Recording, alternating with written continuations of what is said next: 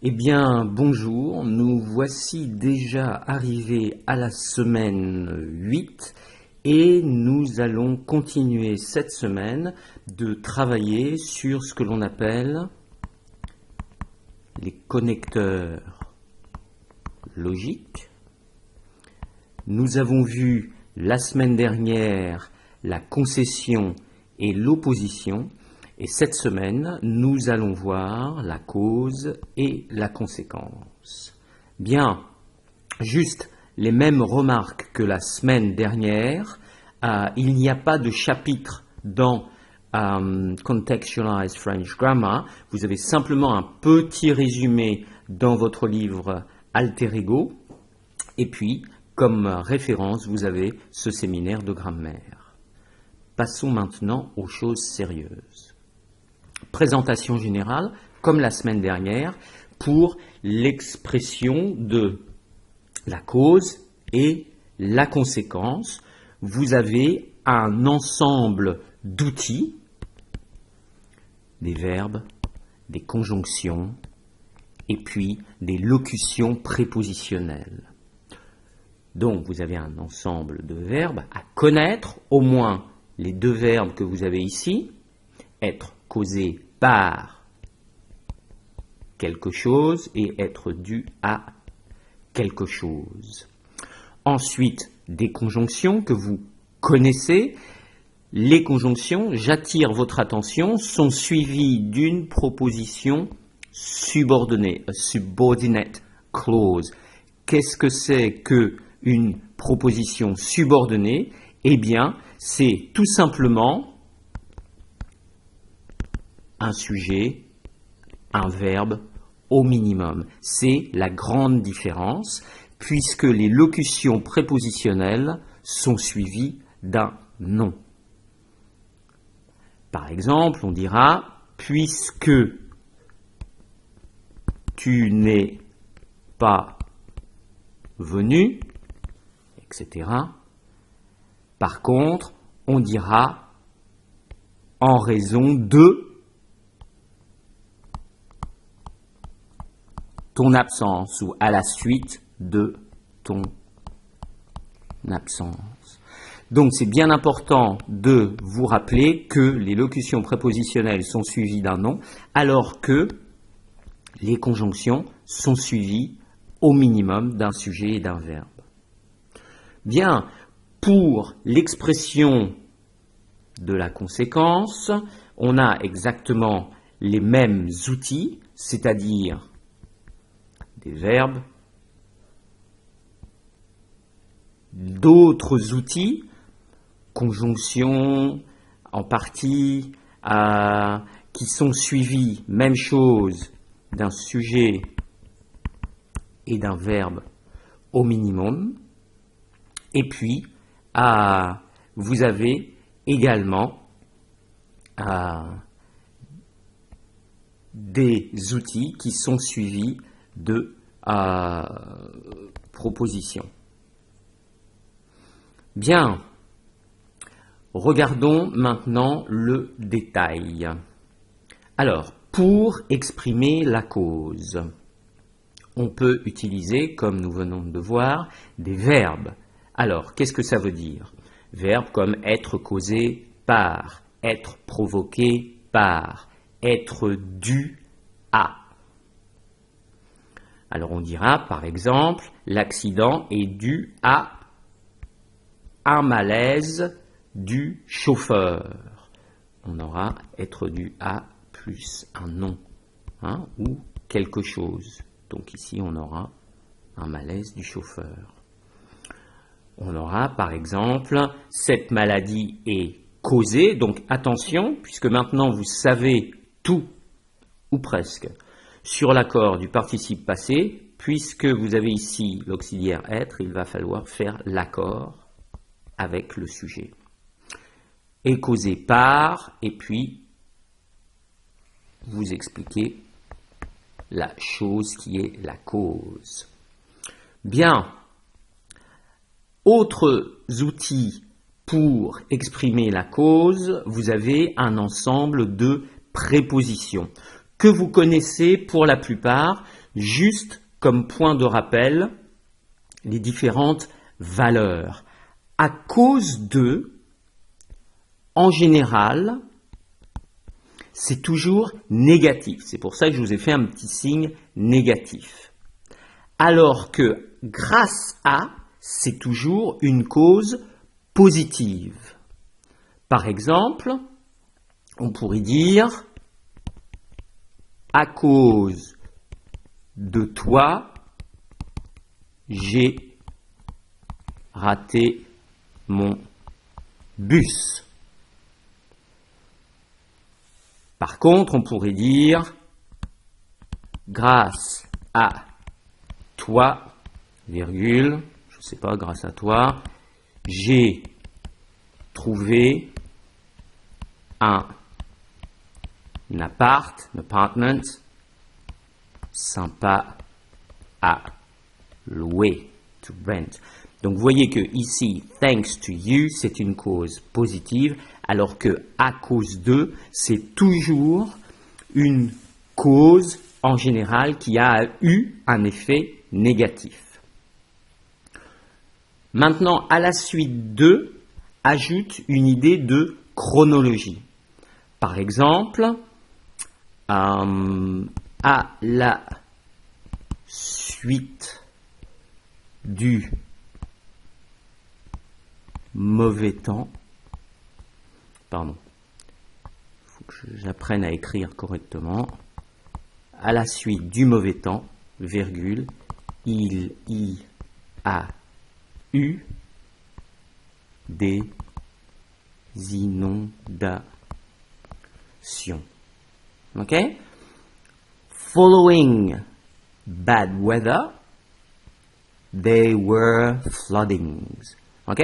Donc vous voyez que à la suite de quelque chose introduit une idée de chronologie entre les deux événements, entre petit 1 le mauvais temps et puis la conséquence, les inondations. Okay? Donc à la suite de introduit la cause. Bien, d'autres exemples, à cause de plus non, hein, rappelez-vous bien, à cause de son malaise, le chauffeur a provoqué un accident. Grâce à, cause positive, ses réflexes, le chauffeur a pu éviter l'accident. Bien, donc, nous venons de voir les prépositions. Ce qu'on appelle les locutions prépositionnelles, c'est en fait prepositional phrases. Qu'est-ce que c'est que prepositional phrases ou des locutions prépositionnelles? Ce sont des prépositions qui viennent en plusieurs morceaux. Meaning they come in more than one bit. That's my silly explanation, but hopefully it'll stick in your memory. More than one bit means because you got 2 here, you got 3 here. So, techniquement, ça s'appelle des locutions prépositionnelles. Okay? De est une préposition on its own. À cause de est une locution prépositionnelle because you got 3 parts. Bien. Passons maintenant aux conjonctions. Donc, comme je vous l'ai dit, les conjonctions sont suivies d'une proposition à l'indicatif. Qui est-ce qui est à l'indicatif? C'est bien sûr le verbe. Donc ça, vous connaissez. Juste quelques exemples. Comme il était en retard, il a raté son train. Il était en retard et, en effet, il a raté son train. Il a raté son train car il était en retard. Puisqu'il était en retard, il a raté son train. Donc, toutes ces connecteurs logiques ont la même valeur. Ils expliquent la cause avec quelques petites subtilités au niveau de l'expression du sens. Mais chacune d'entre elles, comme vous voyez, comme il était en retard, proposition, en effet, il a raté son train car il était en retard, puisqu'il était en retard, il a raté son train. Regardons maintenant d'autres conjonctions. Je reviendrai sur la différence entre parce que, car, comme, puisque, tout à l'heure. Autre conjonction qui exprime la cause. Étant donné que, plus une proposition, ou sous prétexte que, under the pretext that, plus une proposition. D'autres connecteurs logiques qui, cette fois-ci, sous prétexte de, est suivi de l'infinitif, alors que sous prétexte que est suivi d'une proposition. Toujours en français, après de, vous avez l'infinitif. Après que, c'est le début d'une proposition. Of a subordinate clause. Et qu'est-ce que c'est qu'une proposition? C'est-à-dire, vous avez au minimum un sujet et un verbe. Même chose, faute de, ça marque l'absence, donc through lack of. Voyons quelques exemples. Étant donné que j'ai réussi le concours, cause, je vais pouvoir intégrer cette école prestigieuse. Un concours, au cas où vous vous demandez, c'est selective exam.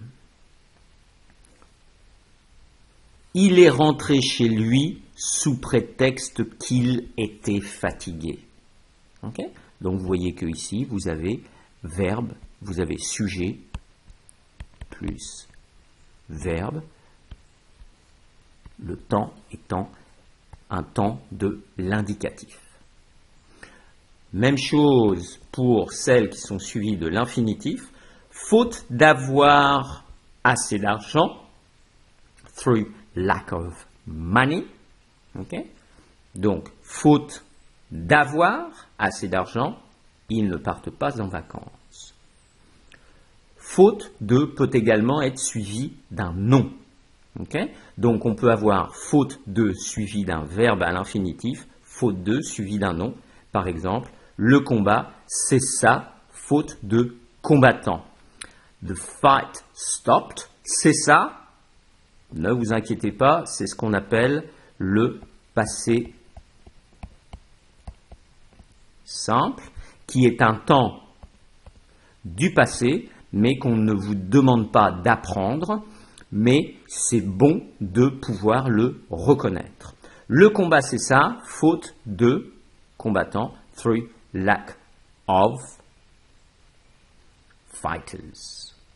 Bien, passons à d'autres outils. Et ici, nous allons voir, enfin, je vais voir avec vous, la différence d'utilisation d'outils pour exprimer la cause. Je vous ai dit qu'on en parlerait un petit peu plus, c'est-à-dire la différence entre parce que, comme, car et en effet.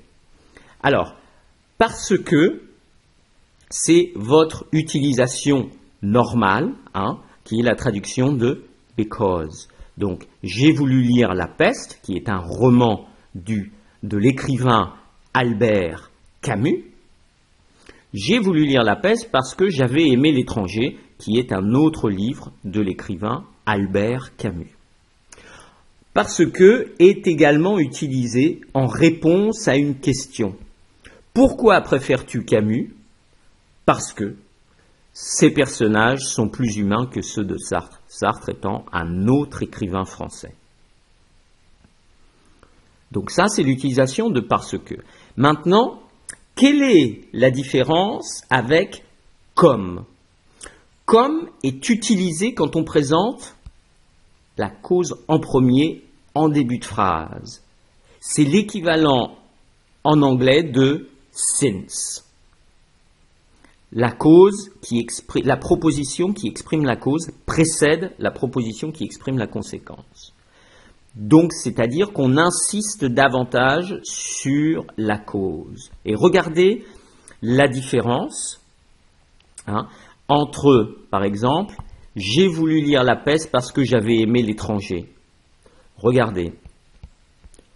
Comme j'avais aimé L'étranger, j'ai voulu lire La Peste.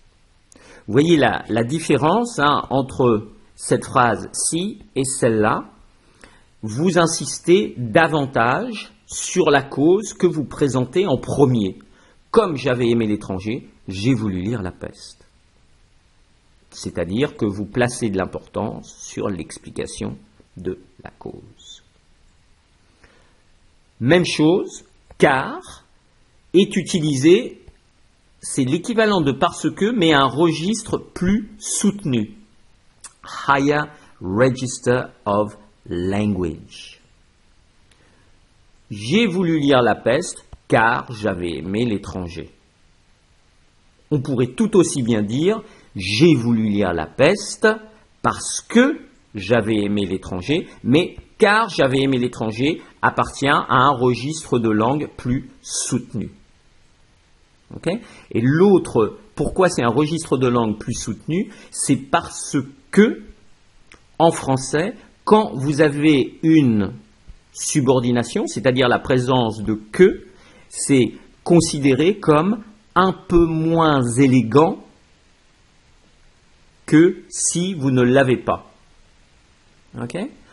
So, because you don't have que there, car, and car allows you to get rid of que, it's considered more elegant, like a higher register of language. Bien, même chose, en effet, est utilisé quand on donne une explication. Même chose quand on introduit une cause. Par exemple, je viens de terminer La Peste. En effet, j'avais tellement aimé l'étranger que j'ai voulu lire un deuxième livre de Camus. En effet, on l'utilise quand on veut élaborer sur la cause, sur une explication. Bon, j'espère que vous arrivez au moins à sentir la différence entre ces 4 connecteurs logiques et vous aurez des exercices où on vous demandera de les utiliser. Voilà. Regardons maintenant les phrases tout ensemble et comparons. J'ai voulu lire La Peste parce que j'avais aimé l'étranger. C'est votre expression standard de la cause avec parce que. En comparaison, j'ai voulu lire La Peste car j'avais aimé l'étranger. C'est un registre de langue plus soutenu. Ça veut dire strictement la même chose. Par contre, si on utilise comme, on met la cause en premier. Vous voyez comment ici elle est en deuxième et que ici la cause est en premier. C'est-à-dire que, et ici il y a une petite erreur,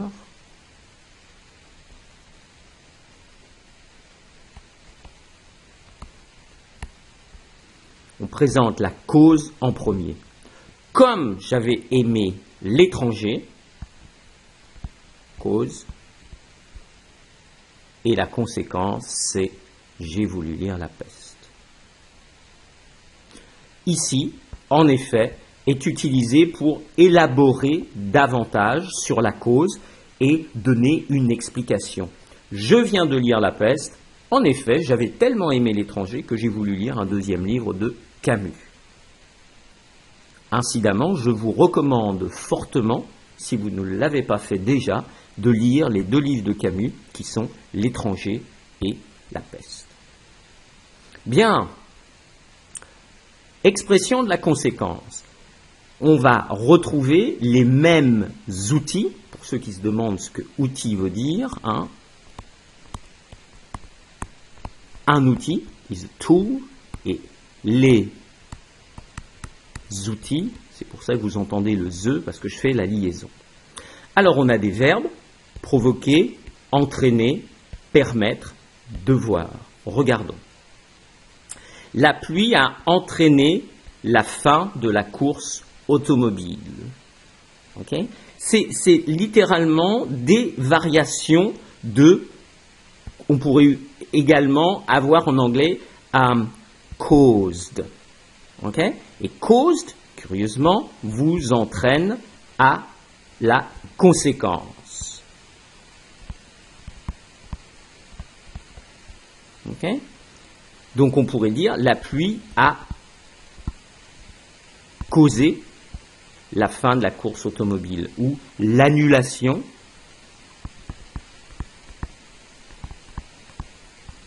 hein, l'annulation, ça veut dire the cancellation. Okay? Et on retrouve nul. Nul, c'est zero. Ok. La pluie a entraîné la fin de la course automobile. Sans soutien de sa famille, support, il doit travailler dur. Ok? Donc, on a ici l'expression de la conséquence. Passons maintenant au mot de liaison. Alors, sauf à l'oral, où vous pouvez l'avoir en début de phrase, ne mettez jamais en français écrit, alors en début de phrase. Même chose, évitez absolument, évitez donc en début de phrase. Tous ces mots-là, vous les connaissez plus ou moins. Alors, donc, ce qui explique que, ce qui explique plus un nom, donc ici vous avez une proposition, c'est-à-dire sujet au minimum, plus verbe.